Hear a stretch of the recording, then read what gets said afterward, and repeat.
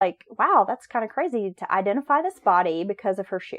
Yeah, so you had a cop on the beat who had some sense. And So they found the serial number on the shoe. They were able to contact the company where the shoe was made, find out which town the shoe was, where the shoe went. right. Were able to trace it back to the specific shoe store in Indiana where Miss Bryan had purchased the shoes. Wow, I didn't even know they went that route. That is crazy. Yeah, so quite a story there.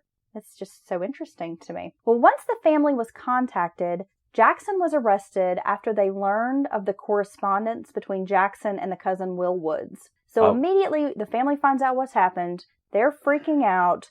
Will Woods finds out. He says, well, hey, wait a minute. I've been talking to Scott Jackson. Here's the story. She went to find him. Be with him. Yeah. The story all starts to begin, unfolding here. Jackson had met a guy named Alonzo Walling, and they had met while attending dental school in Indiana, but they later bumped into each other in Cincinnati and rekindled their friendship. Originally, Jackson had gone to his friend Walling and asked if he would perform an abortion for him. They're kind of discussing this, and then Jackson has this idea that he could drug this woman and make it look like a suicide, right? Oh my God. Yeah, so just up to no good. So you won't illegally abort, I'm sure, I guess, in some weird form, the baby, but you think we should just kill her. You'll kill my woman. I'm not really sure the details of this. I mean, maybe Walling was like, hey, I don't know how to perform an abortion. Right. I don't know where to begin with this. He may have said, well, can you help me? Well, he may have just been like, hell no, I'm not going to do this. But, at some point Jackson was like, well, the easiest solution is just to try to make it look like she killed herself. Okay, that's messed up. So that's what they're going with. Pearl's brother Fred had came to collect the body. So Saturday, February the 8th, Fred's in town. He wants answers. Jackson and Walling were taken to the funeral home by the police to view the body. They thought that if Jackson saw the body and had to confront what it looked like and met with Fred, that he would feel some, I guess, intense remorse, guilt, and this would cause him to confess. Right. Because really, Fred just wanted to know where the head was. The family's very upset about this. They really just want to know, hey, can we get our daughter's head back? Her body intact so we can put it to rest. Right, yeah. Yeah. Well, both men were stoic and showed no emotion. They had no reaction to this woman's dead body, no reaction to this headless corpse. And that's her baby daddy and his friend. Yeah. Okay. Well, this attitude of just being stoic, no emotion, no remorse, they maintained throughout this investigation, this trial, because 5 days later, both men were indicted for murder. Jackson's trial only lasted about 3 weeks. Medical experts testified that Pearl was alive during most of the decapitation. Now, I'd be interested in seeing how they came up to that conclusion. Medical science was in its infancy, and they were trying all kinds of things, some of it horrible. We could actually talk about that someday. But yeah, so they think she was alive during most of the decapitation. They do. And I don't know if that's because you could tell there was struggle. And the blood's all over. I mean, it's really violent. And from what I understand, decapitation is not easy. No. I mean, not that I've ever tried to decapitate someone. No, it's just a lot going on in your neck. Yeah. A lot of tendons and spine. And it's not just like soft skin through. I mean, it's one part of your body that is a lot going on in there. Yeah. It's hard to get through. Well, and so if she was alive, I mean, I imagine there was a great struggle. This is just, gruesome. So that's horrible. Jackson maintained that Pearl was already dead before the decapitation. He was found guilty and he was sentenced to hang, and Walling faced a very similar fate. Jackson and Walling had extra protection from the police because while they were in custody during the trial, once they were convicted, then they immediately were trying to appeal the sentence. So they're being held. There was an angry mob in town that had threatened to lynch the pair because of this horrific crime. Like, word traveled really fast, and people were very upset about it. Right. You have a young, pregnant woman. Yes. Who's not only been killed, which is bad. Brutally murdered. Brutally killed, and they're hearing the story of her being alive while her head's chopped off. So they've crossed a line with this little chunk of society right here. Right. To where and they're ready to... this little town in Kentucky here, I mean, they just... had never seen anything like this before. Right. Because Fort Thomas was in Kentucky. The body was found in Kentucky. They had come over from Ohio to do this crime. Ah, so they're not even from Kentucky. No. Okay. They were living in Cincinnati.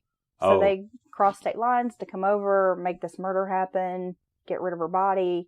So you got to imagine this little town in Kentucky. I mean, they probably never had something this horrible happen in the town. And it's so bad they want to give him justice themselves. Right. And kill him and get rid of him. They were just being held in protective custody, but eventually they exhausted their appeals. Just before the execution in 1897, Jackson told authorities that Walling was innocent and had nothing to do with the crime. Last minute save for his friend, right? What is it, the Hail Mary pass? Well, the governor was told about this confession, so the hanging was delayed for a few minutes while Jackson was questioned. You know, they're stopping the execution, trying to get answers from him. But ultimately, the governor did not recant the execution or offer a stay. So he tried to get his friend out, or lesser. He tried to give him the old razzle-dazzle, and it didn't quite work. It's the old number 13 where they ride into town and rape the horses and beat the women. Oh, wait. No, that's like a line out Three Amigos. Well, this sounds like one of your weird fantasies, and we're not going to get into that right now. No, it's Three That's Amigos, but I messed up the joke. Episode. Well, you, honey, are no Steve Martin, but I love you just the same. It's okay. Well, on what was described as a perfect spring day, the execution happened at 11:40 a.m., and while stepping to the gallows, having the rope placed over his head, Jackson was asked about his final words. Walling had probably hoped that his friend was going to exonerate him and say, "Oh, my friend here did nothing," and, you know, he's probably hoping against hope this is what's going to happen. But instead, Jackson said, "I have only this to say. I am not guilty of the crime for which I am now compelled to pay the penalty of my life." Oh. Till the end, this guy is pretending like he didn't have a fucking thing to do with it. And it never produced the head. Never produced the head. Well, the trapdoors opened. Both men were hanged. Yeah, that's how they didn't play around back then. No, and, you know, public hanging was a big deal. And from what I understand, this hanging was especially a big deal because you had this angry mob in town. People were ready for justice. The streets were lined. Everybody came, brought their picnic. From all around. Brought Granny. This was a big deal. Pearl was laid to rest in Greencastle, Indiana. When visiting the grave, even now, many visitors often place pennies on her grave in hopes that maybe that will somehow help her get her head back. Okay. It's kind of a weird superstition, but okay. Well, yeah, I've heard of that one. You haven't heard of that one? No. Okay. But the bag of personal belongings that Pearl had brought with her from Indiana to Cincinnati is now in Alexandria, Kentucky at the Campbell County Historical Society Museum. Wow. If you're a person who enjoys the morbid, macabre, you can go to the Historical Society Museum, check out this dead lady's shit. Well, they thought enough of her to keep her belongings together. Here's her overnight bag. Yeah. Well, in a weird twist to the story, have you ever heard of Bobby Mackey's Music World? No. It's a pretty famous venue in Wilder, Kentucky, and it has become the center of an urban legend. Are you okay over there? My foot itches. Yeah, thanks. Well, I'm not putting it in your face. You better not. Well, a lot of paranormal investigators have descended upon this venue in search of ghosts because there's been a claim that this spot is haunted by Pearl Bryan. Oh. And now here's the story. Allegedly, in the 1800s, this site was a spot for satanic rituals, which goes hand in hand with our bonus episode on the Satanic Panic and also with the Kentucky Vampire Cult. It does. Right? In the 1800s, apparently people were just hanging out here, worshiping the devil. The urban legend is that Waller and Jackson were members of the satanic cult and that they sacrificed Pearl. That they cut her head off and threw it down a well in the basement of this abandoned property, which, by the way, had been a slaughterhouse before. Wow. Yeah. Now, this is the property where Bobby Mackey's Music World stands. Okay. So there have been, like, many paranormal investigators that have gone out to this Bobby Mackey's Music World to investigate activity. It's been on all of those Ghost Hunters and Ghost Adventures and... Oh, yeah, we should watch some of that. You know, all of those TV shows. Right. I remember watching one of those shows before I even knew the story about how Bobby Mackey, supposedly this well in the basement was like a portal to hell. That kind of thing. You know, what's funny is those shows, they get evidence on every show almost. They do. But from what I've gathered, none of this is true. Oh. Like through research, they've been able to debunk that there was actually, of course, no satanic rituals there. This well in this basement of this, you know, slaughterhouse. I mean, it's just like this big story that, you know, doesn't even make sense. And so you're there's saying no record of it. This account of satanic ritualistic killing turns out to have been a fraud.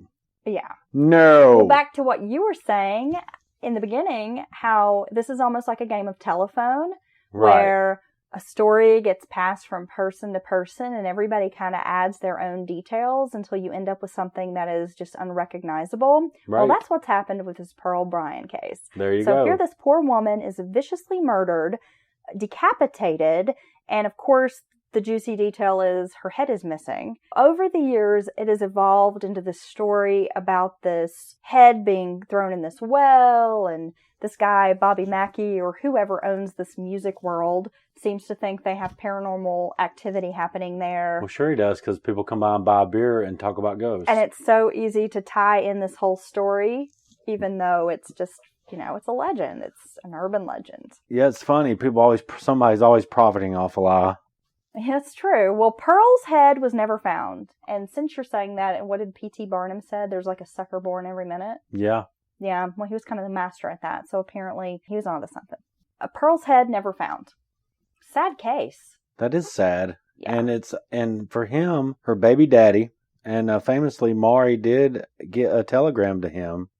Oh, yeah? That said, you are the father. Well, yeah. And that's when he started that's clearly what led him on this. Yeah, but no, anyway. Downward spiral of death. I've been trying to work Maury in this entire time in my brain. So, yeah, that did not work. I'm glad I did that. Should we share with our listeners our idea for a Maury-style true crime reality show?